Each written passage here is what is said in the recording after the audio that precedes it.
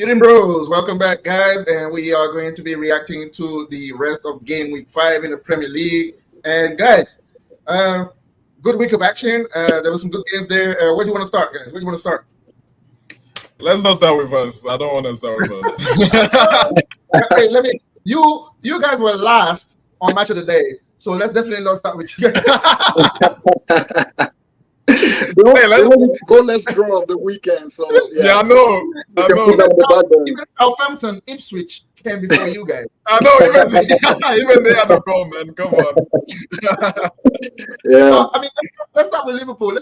Man. They're the other contender in that league. And yes, guys. Just before we start, just come in, like, share, comment, all that jazz, and subscribe.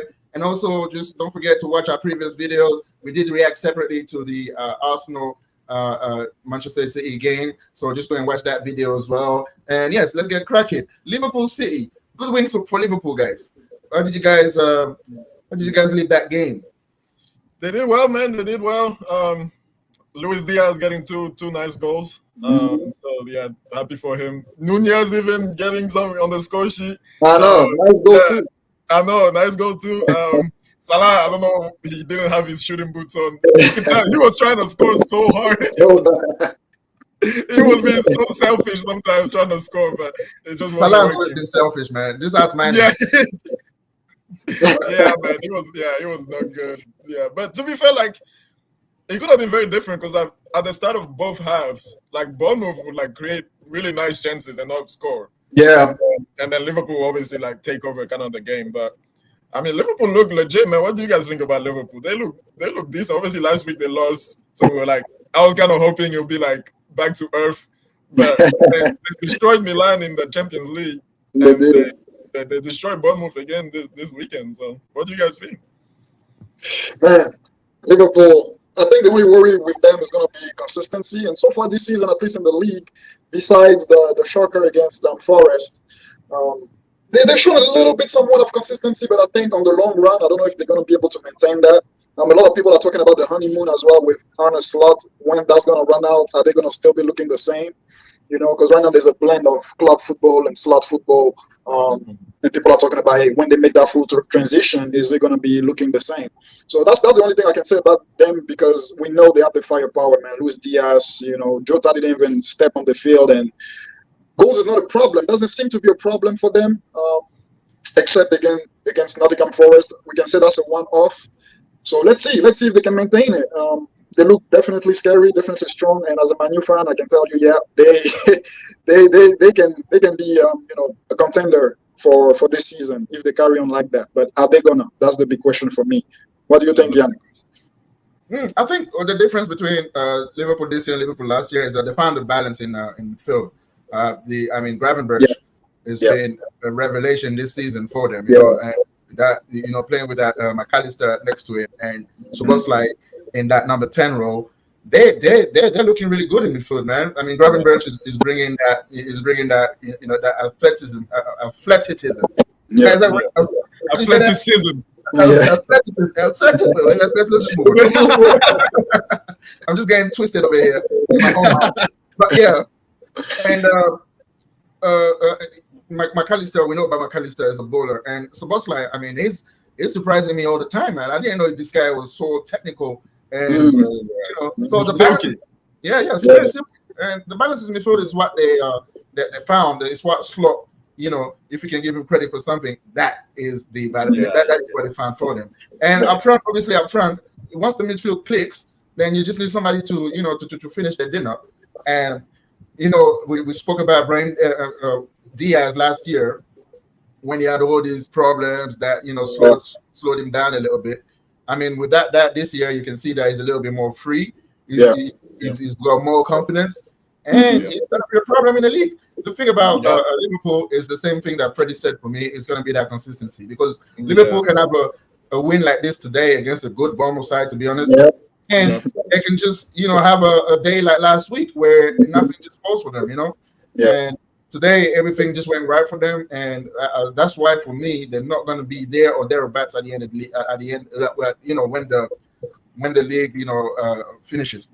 So for me, they're playing well. They're just where they are right now, and yeah, I mean it's good for them. Good on to them. I mean they play good football as well. So I'm not.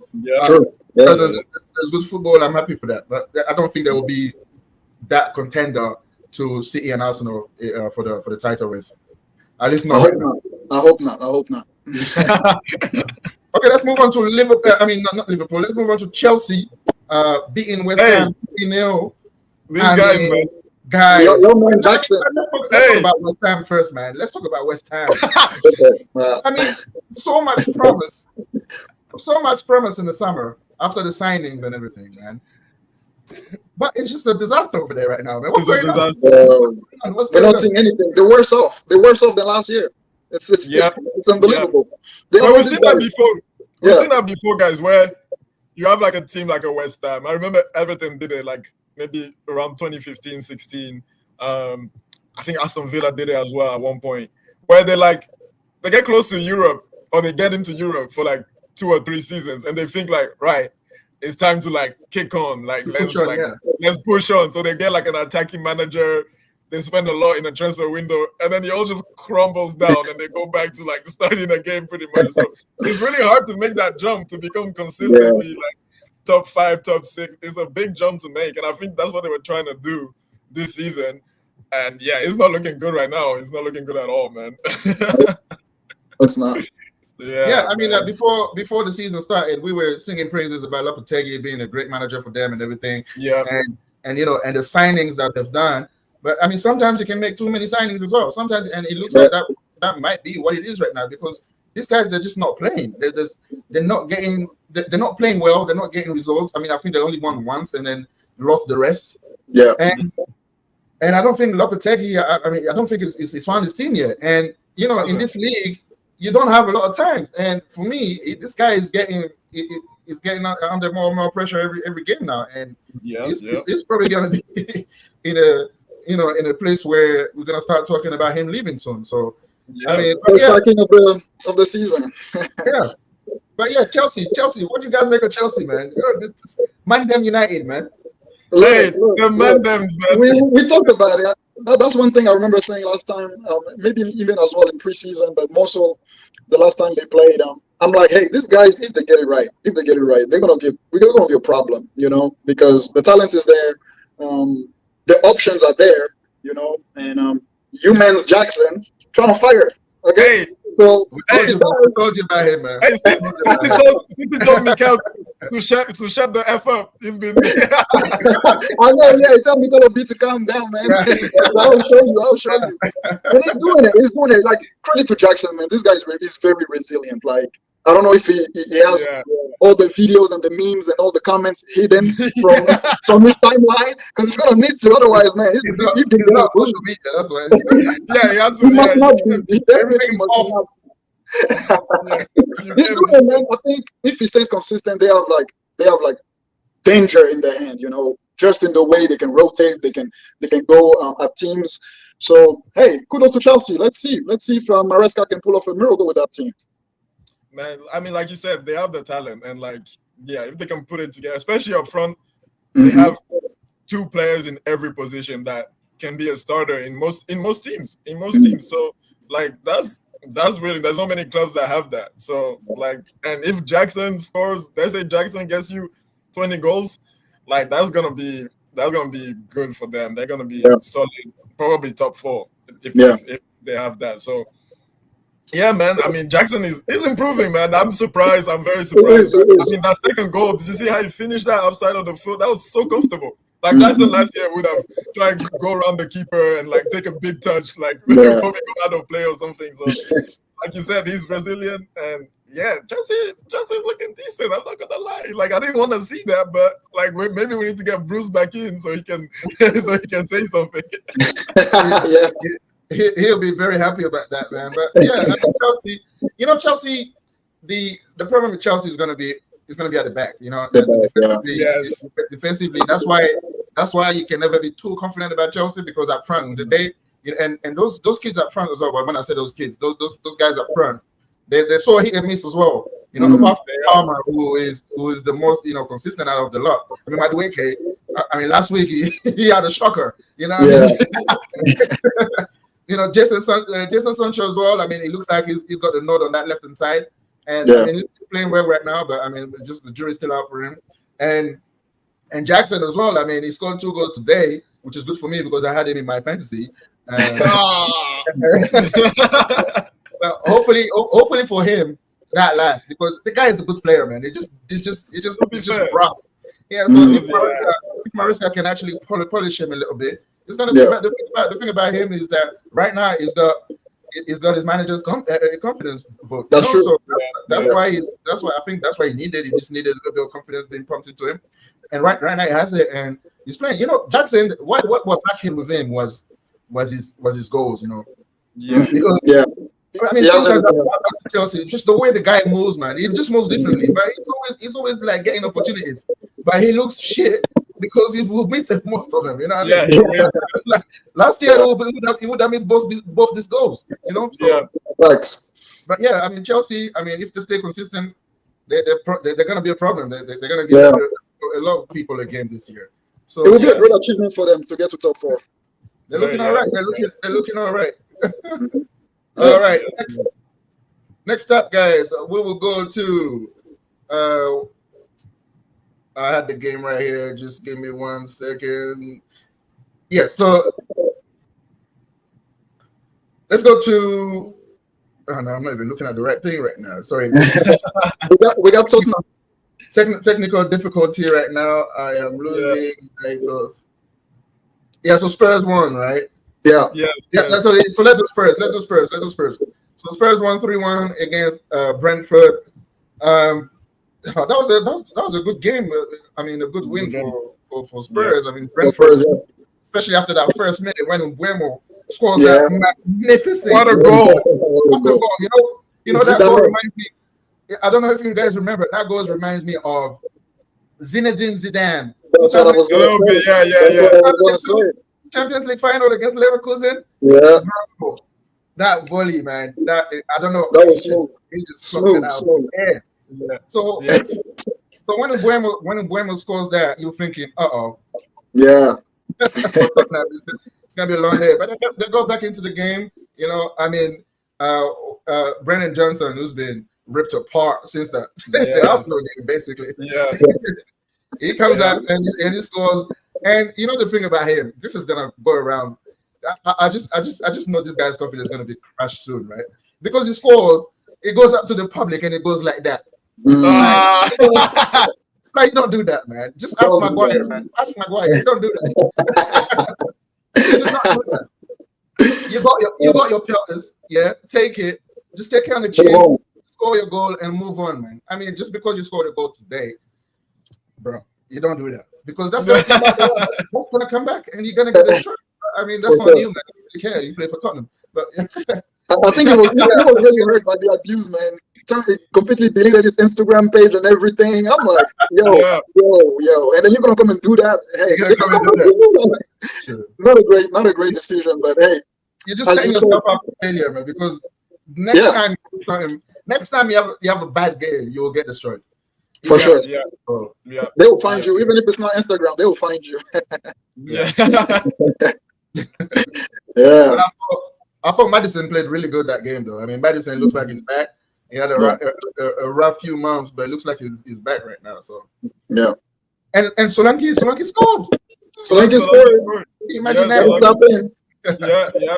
I thought Tottenham was good. Especially that first half. Second half was a bit more hairy. And to be fair, Brentford should have got a point out of this in the second half. They really should, yeah. I think it was very similar to the game we played against Palace, where Tottenham absolutely battered them that first half, man. After Mbeumo's goal, like, Tottenham was all over them for that first half. And then second half, it was very even. Brentford probably even had, like, the best of the chances for some periods. And obviously, they get the killer goal at the end for Tottenham. But yeah, it could have gone in the way, but deserved victory for Tottenham. That game should have been done at halftime, to be fair. But in the Prem, when you leave it late, sometimes it can get hairy. So sometimes it can get Spursy. That's what it is. All right, next up we have Fulham Newcastle. Fulham. and losing 3-1. Hey, Fulham. Tell me about Fulham, man. Fulham is doing this year, man. They're doing all right. Fulham is a decent team, man. They will give any team some work, and that's the thing with Fulham, as we talked about before. They can beat anybody on their day. They can beat anybody in the league on their day. But when does that happen? How often does that happen, right? So, man, they turned up against Newcastle. I know we struggle against them, so I'm not surprised that they were going to give Newcastle a game. But I'm also disappointed in Newcastle because what's all the energy they had? I know that they're not off to a bad start to the league. I think they have like 10 points.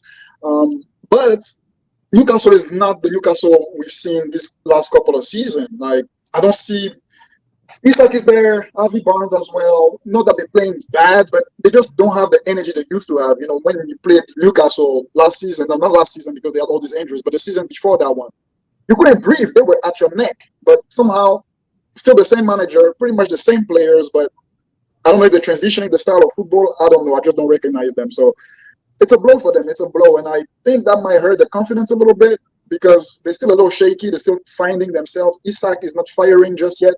So I think they have a long way to go. I think Eddie Howe is going to really have to string a few wins, under his belt to be safe because the pressure is on him. It's on him.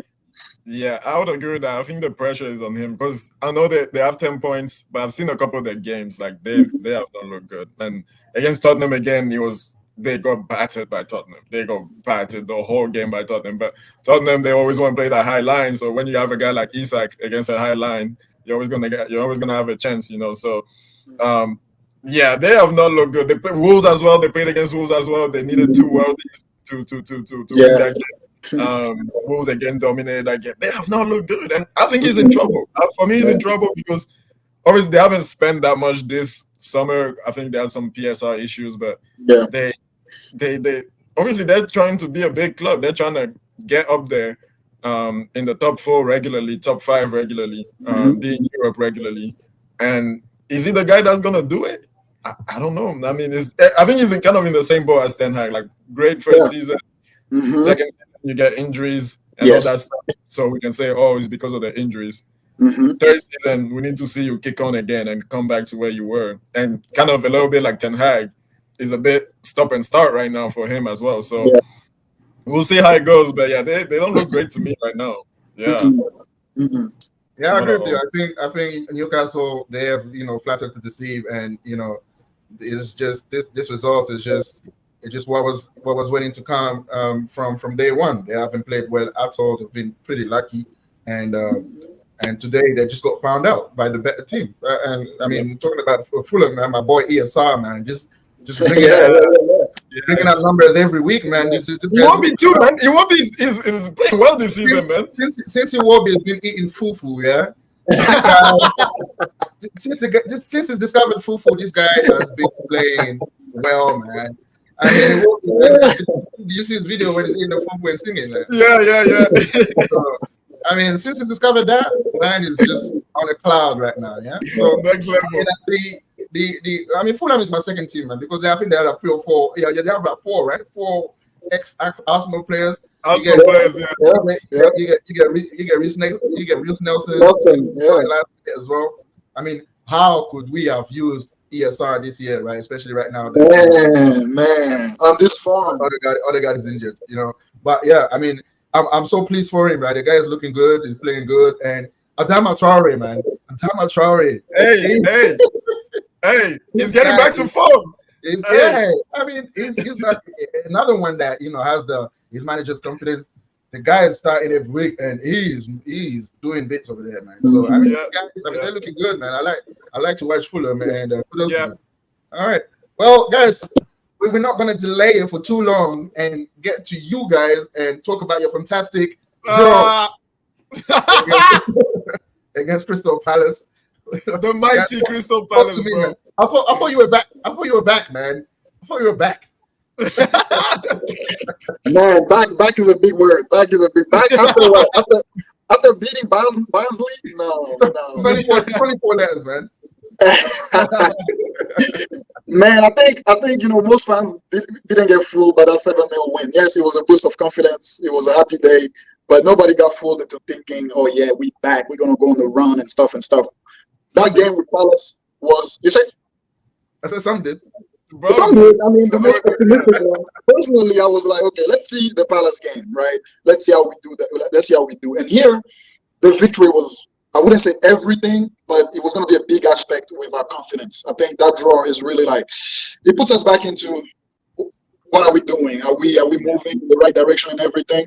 And that's just the result. But in terms of the play, the first half, something to be proud of, honestly. The game was pretty much one-sided, right? I don't know many attempts at goals we had, Garnacho, Bruno. We went on them. We completely suffocated them, right? But then second half, they came back into the game, and that's something we should have never allowed. I think Palace is not the best. They look completely, I don't know. There's somebody missing, and we all know who that somebody is. Yeah. He hasn't been replaced. So it's different. Eze, you can see, obviously, kid is great, talent-wise, obviously, right? But he can't do it all. Even though he had his chances. So imagine you have somebody just like him having the same amount of chances. I think that was going to be a really bad game for us because we would have lost. Literally, the second half, I think we lost that half. But the first half, what we saw was simply amazing. It was simply amazing. I think we played really good. So, hey, disappointed with the draw. We have to take it, and hopefully we can see the same type of performance we had across the season. That's really all I'm asking. If we can see that progression, that clear progression of play, I think we have reasons to be hopeful. That's my thoughts. But I think Terry has some other thoughts. No. I mean, I agree with you. I would say even for 60 minutes, we were the better team. Because I think that they did start well in the second half, but that was like 5 minutes, and then we kind of like got our breath back and like started playing again, and then Bruno got that chance, and but that was the theme of the game: missed chances. Yeah, playing well up to a point, final pass, final cross, final shot. You're just not doing it, and it's frustrating. And like you said, you won 2 games. I know Southampton is Barnsley, but you want to keep the momentum going. You want to win this game because the next 2 games are going to be tough games with Tottenham and Villa. And you want to answer some questions. There's so many questions around us. Are we getting better? Like you said, are we improving? Are we progressing? Whatever style of play, blah blah blah. You want to answer all these questions in a game like this against a team. Obviously, they're not doing great right now, but I think everybody still has them as like a tough team to beat for now at least. And again, you just leave it to you mess around a little bit, kind of like Tottenham. You don't finish your dinner, and then teams in the Prem, they get confident when you don't put them away. They're like, oh, okay, we can start going at these guys. So they put on some fast guys. They took up Mateta, who had a rough game. He's back to the old Mateta, man. He's back. He had this little spell just before the end of the last season. But now he's back, man. He's back. So they put Sarri in, and he was going in behind, and it worked, man. He was just going in behind, like he was giving Dallo a tough time. Eze should have scored. So second half they probably overall they definitely had the better chances and maybe were the better team and probably should have won in the end, even though we controlled most of the game. It took a big Onana save to keep us in the game too. It took a big Onana save. So I mean, we're just gonna be again a mixed bag for Ten Hag. Like questions, positives, but still a lot of questions that need answering. And but I'm glad about the new signings, though. That's one thing. You can see that this year, at least, we're not gonna have to talk about your signing. Although saying that, though, I've seen some United fans not very happy with Xerxes this week. People are dumb as well. Though. That's the thing. That's what annoys me as well, because this guy we knew he was. Unless you don't watch football, for those that know football and know what type of striker he is. Exactly. There's different types of strikers. He's probably not going to be scoring you 20, 25, 30 goals a season. He's probably a 10, 15 goals guy, but he's going to get you 10, 15, maybe assists as well. The way your team is going to play with him is going to be so much better. Because as soon as he came off the field, our game died. Our game died completely. Literally. He was linking everything. He was linking everything up. So I don't understand this Xerxes thing. Like that's just it's just dumb. I feel a lot of fans just want to like get on people and find a problem. And after this game, the main debate is is Bruno, which I was going to ask you for you think about that one. Yeah. What were you going to ask? Bruno, the Bruno problem. Yeah, the Bruno problem is something I personally, it's not new. That goes back from 2 seasons. 2 seasons ago, I was saying we need an alternative to Bruno. Like, Bruno is a good player. He's not a bad player. But when he's not on his day, he's useless to the team, right? So why keep him on? Why keep him on? Or why play him consistently as you do? Now you have options. And I think maybe he doesn't trust the options just yet, but he needs to give them a chance. Mount was back. Xerxes can play that 10 role. Ahmad can play that 10 role. We have options with that position now. So he's going to need to trust others to fulfill that role because Bruno is one-dimensional. He is so one-dimensional. He has only one thing on his mind is put the ball in there, just launch the striker. And he's just thinking about the assist all the time, But we need that person that thinks maybe 2-3 passes ahead, like Ahmad. Ahmad is the type of, So, you got up a little bit. Yeah, I was just saying, we need somebody that thinks 2-3 passes ahead, and I think Ahmad can do that. I'm not saying he should be the 10. I think Xerxes can be the 10. Just to switch things up a little bit. And that's what I think during the game Ten Hag should have done. He should have brought, Bruno off, put Oylen in, drop Xerxes back into that number 10 position. The problem was that we weren't scoring, right? We had everything, but we weren't scoring. You put Rashford on, which I understand. He's in form. You want to put your guy on, fine. But I just don't think he was the right person to come in at that time, So that's my take on Bruno. I think Bruno, we need an alternative this season. He renewed his contract. So far, he's not showing, the reason why we renewed him. And I think this season he's going to see the bench a little more. I hope so. Yeah, man. Yeah, I mean, it's a tough thing for me because it's like this man carried us for a while. He carried us for a while. So you get to that point where you're like I think one fan was asking, can we be a possession team with a Bruno? No way. I think that's the good question to ask. Like, if we want to make that transition from being a counter-attacking team to being a possession team, can we have a Bruno? And maybe not, because Bruno's best seasons were when we had Rashford, we had Martial, and we had Greenwood up top. And he was just turning and sending long balls, not even looking, he's just standing there.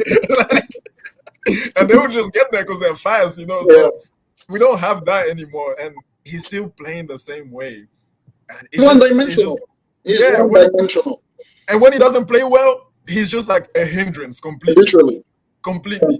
So, but I think Bruno's your captain, so he's not going anywhere anytime soon. We're not saying he needs to leave or anything. I mean, out of the team. I think he will play more games than that. That's the thing. And I think for you guys, I didn't really watch this game too much. I just saw it here and there. But for you guys, I mean, when I was watching, I watched some of the first half. I was like, United is gonna win this game 2-0, and then blah blah blah. You know what I mean? So I wasn't really focused about you guys too much because from the physiognomy of the game, it just looked like a United win. Yeah. And Crystal Palace looked toothless. My mind in Ketia. That's why. Bro, and he played him in the 10. I was like, this man cannot play anywhere else apart from 9. He's a Ketia was lost. He was even worse than Mateta. So I just switched off. But yeah, from what I've seen, I just and then after that, when I see the highlights, I see the double save from Onana. I'm like, okay, so you guys were actually lucky, and as well the miss from Messi. And I was like, oh, but in the end, you guys were lucky. And this is just United. It's just one step forward and one step right back, And at the end of the day, it's as long as you have the personnel that you have, that's just going to be your season. You're just going to have, games. Like I said last week, I said, Ten Hag is the new Solskjaer. It's going to go and smash. It's going to go and smash Southampton 3-0, and. They're gonna be like, okay, that's fine. You got another week, and then next week is gonna be looking rough. And then they're gonna tell you, okay, next week if you don't win that, he'll go and beat probably Tottenham about 2-3-0, and then he'll come back and get smashed again against Aston Villa. That's just gonna be your season, and you just gotta get used to it. That's it. We'll see. From what we saw this first half, as I said, if we maintain just the play, forget about the results. Let's see if we can play that way consistently, right? And we have new players that are helping us do that. Mazraoui is a bargain. This guy is extremely good. Like, man, I invite you to go back and watch that. Just the performance of Mazraoui. This guy is just impeccable. He just doesn't make mistakes like that. So you have players like that who can carry the ball. We can, Dallo came into the midfield. We're trying something different. We tried a completely different sauce, and it worked. It worked for that first half all the way. I think if we focus on that, if we say, hey, this is reference, this is textbook, let's do that against every team we play with, whether we win or not. I think we good. I think we're gonna see progression. We can take other teams as examples of that. We focused on the play, got the play right, and then just made the additions, in the teams to strengthen that style of play. And but I think where you are will just be determined by your next two games, because honestly, apart from Liverpool, where you got smashed, and you did get smashed there, you haven't really played anybody, and you still lost as well to Brighton. I mean, the other two games are like games that you should really win.